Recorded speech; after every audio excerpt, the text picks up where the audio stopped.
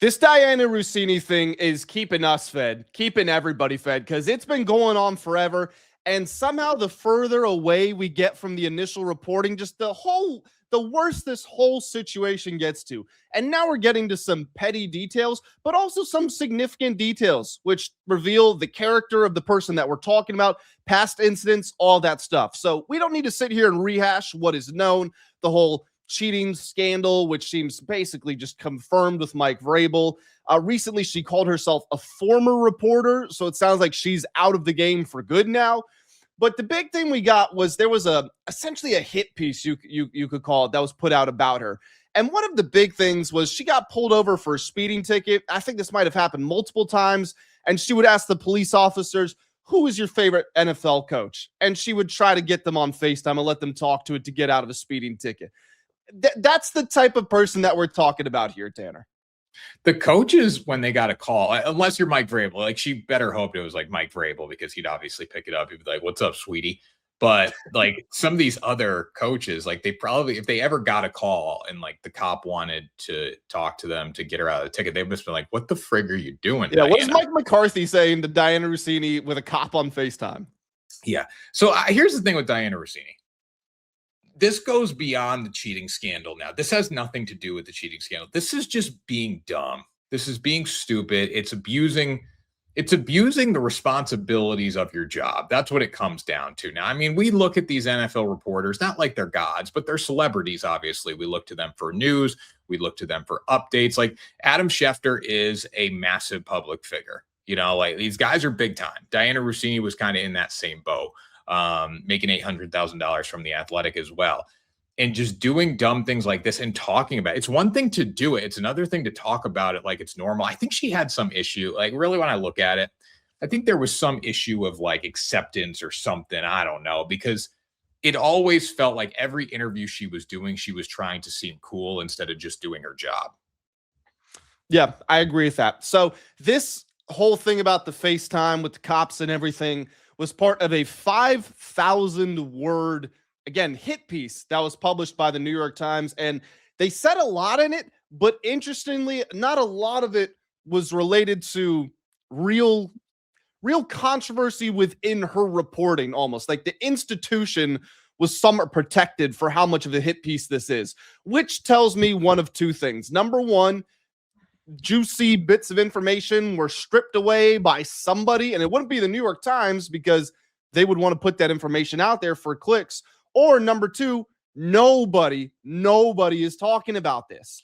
And I parlay this to Mark Schlereth saying that he thought the entire league was nervous when someone had tweeted him something about what do you think of the NFL and Diana Russini, what's going on. He said, I think the entire league is nervous, which very not so subtly is an indicator that, look, there's probably collusion, insider trading, whatever you want to call it, going on multiple levels with different organizations. Just as we were sitting down to prepare for this video, I found that back in 2016, the San Francisco 49ers had offered Mike Vrabel a spot as their defensive coordinator. And who was the first to report it? Diana Russini. We had heard that their affair or whatever had been going on for 6 years, which would be 2020. And I'm not saying that it started back then, but she has lost the benefit of the doubt. Mike Vrabel has lost the benefit of the doubt. So when you hear that, how does Diana Russini know what's going on with Mike Vrabel at all times? How is she always the first one to know? And this is back in 2016 we're talking about. Yeah, no, there's just so many situations here. We got one with the Julio Jones trade to the Tennessee Titans. Vrabel was there when that happened, correct? Yes, he was. I believe he was. Yeah. So, you know, it says in here, in June 2021, after breaking the story that Atlanta Falcons had traded the wide receiver Julio Jones to the Tennessee Titans, she went on television and told a story about receiving a sign while gambling at a bachelor party in Atlantic City. I'm at a roulette table on Saturday night around 11. She said on Get Up, ESPN's weekday morning show, I hit on black 11, aware that Mr. Jones wore number 11 for Atlanta. Ms. Russini recalled telling someone else in their party, that's Julio, something's up. She called her sources and confirmed her hunch. I'm a witch, Ms. Russini said. Like, you were banging Mike Vrabel. There's just... Man, I don't know. Yeah, the reporting, everything she did, you know, she loses all credibility. She'll never get back in the game. Like, she will never. And I feel for her in a way because like this has impacted her a lot more than Mike Vrabel. But again, Mike Vrabel was just cheating on his wife. Like this, she was cheating on her job. Like she was using unethical, unethical, whatever tactics to get information, and that simply can't happen. No, and the more that this goes on, again, the more and more that it reveals itself. And it doesn't have to do specifically with that incident. It's just speaking to her character. I mean, from dragging her husband through the mud at every opportunity that she's been given to this whole FaceTime and a police officer thing, there just seems to be a lack of accountability. And journalists, not that anybody is, I mean, journalism isn't held in the highest regard. Like you would think doctors and lawyers would probably be up there, but we talk about the term journalistic integrity. It's something that pretty much everybody knows, and it's a real concept. It's not as binding as the Hippocratic Oath, but it's there. And if you're found guilty of abusing that, then you're supposed to be losing privileges. And it sounds like for whatever reason, Russini was just allowed to keep climbing up the ladder while committing these infractions and having this sort of personality. Why? Again, I don't understand this, and this is a question for you, Grant. It's just a question in general. The New York Times owns The Athletic. So they obviously had access to more information. Like the New York Times is bringing this back up, I guess, for clicks, maybe trying to get something out of the Dianna Russini story, but they do own The Athletic. So that's what makes it a little more interesting. I know they have the content and they probably have just more information from their searches, but originally they came out and defended Dianna Russini. Like they were on her side, and now we're publishing hit pieces. So they've fully flipped too in this. They did defend her at first, but let's also not forget that they said they were doing an investigation into her, and that's when she resigned. So she kind of, I think they were like, there's no way our trusted employee would do any of this. And then they saw a bit of evidence and went, we have an investigation now that we need to open, and Russini backed out of it. So they're probably looking at it like one of two things. Number one, we're paying you $800,000 a year. That's another thing that came out from this. Russini was making $800,000, which surprised some people. It surprised me that it was that low, in all honesty. I thought she would be making seven figures because of how prominent of a figure she is. But they're probably looking at like, we're paying all this money. We would think you would have the decency to not sleep with an NFL head coach, but you might have. So we're going to do an investigation. You are saying that you are innocent, so our investigation should support you. And then you decide to resign. So any good feelings that might have been there, they probably don't really exist anymore. No. And we also have something here. She was contacted about being in the New York Times story. She gave the quotes. Obviously, Grant said it before, being a former journalist. But from the Times story, it was also, there's a quote. When the reporter told her, who wrote the story, that this article would include portions of her text messages because no agreement has been made for them to engage in an off-the-record correspondence, Ms. Russini objected and then emailed Mr. Perpich, the publisher of The Athletic, as well as two senior editors at the Times, to reiterate her wish that her comments not be included. I'm not sure if the quotes were used. I don't know if they actually included the text messages after that.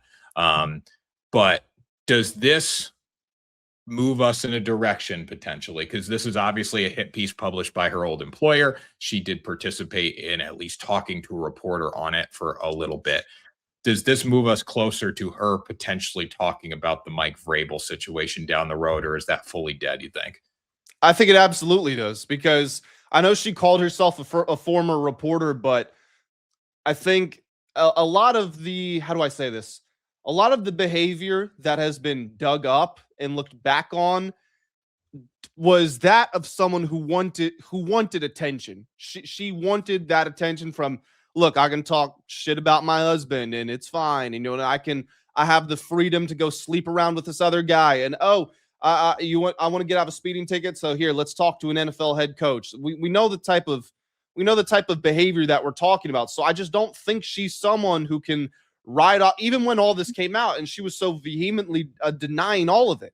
That doesn't sound like someone who's comfortable just riding off into the sunset. So again, she called herself former reporter. I think one of two things. I think she's just playing into the joke at that point. Or number two, she kind of recognizes that her literal reporting days are over, but that doesn't mean you can't be a commentator. Doesn't mean you can't be a podcaster or whatever you want to call it. Yeah, that was in a text message to The Athletic that she was a former reporter. So yeah, I mean, damn. I think that shows me that she's moving closer to talking about Mike Vrabel. She'll make more than $800,000 on one story for that. I don't know what somebody would pay her, but it's going to be more than $800,000 to do the full-on hit piece on Mike Vrabel and the relationship and what happened. But you know what? I'll say this right now, at least for her, you would think she'd be, how do you say it? Bitter, angry. Mike Vrabel's still coaching. The Patriots are still held at the highest authority. You know, nobody's really talked about Mike Vrabel in this situation for a long time. Even through this article, no one's really talked about Mike Vrabel. I'm sure it'll come up when we get back into the season. But for Dianna Russini, she's lost her job. You know, all self-inflicted, lost her job, marriage, who knows, on the rocks. You know, I mean, bad things have happened to her. Mike Vrabel's still there, and she hasn't spoken yet. So I don't know if she's waiting for the right opportunity or what, but calling herself a former journalist, I think, moves her closer in that direction. Well, we've got a month until training camp, so if there's a time to get another story out there. One final thing, which I did say, but I do want to circle back to this hit piece. Again, it had a real lack of information from things that were happening internally. You really didn't hear anything about ESPN, and that says something to me again, because it felt like a big hole. And that says someone scrubbed this out, or there's a notice that was put out. We are not talking about this, which again, with Schlereth saying he thinks the whole league is nervous, there's definitely more going on. There's always more going on in any high power entertainment, politics, like whatever, any big or institution industry like that. There's always stuff going on behind the scenes, but this is like the curtain started to get peeled back and people were getting nervous and they closed it. Well, a lot of people can pay people off for that. Like the NFL can pay somebody off, the leagues, the teams, the players, like everyone can be paid off in this situation for talking. ESPN can drop a check to the New York Times and tell them to obviously not write something, and they'll probably won't write it. Who knows? But we see with like the New York Post stuff and Page Six and all that, there was no amount of money that could have stopped them from posting all that stuff. That was just too much engagement. So there comes that point where, you know, all these guys are connected at the top of the game and all these media companies. So yeah, we'll see what happens. It'll be interesting.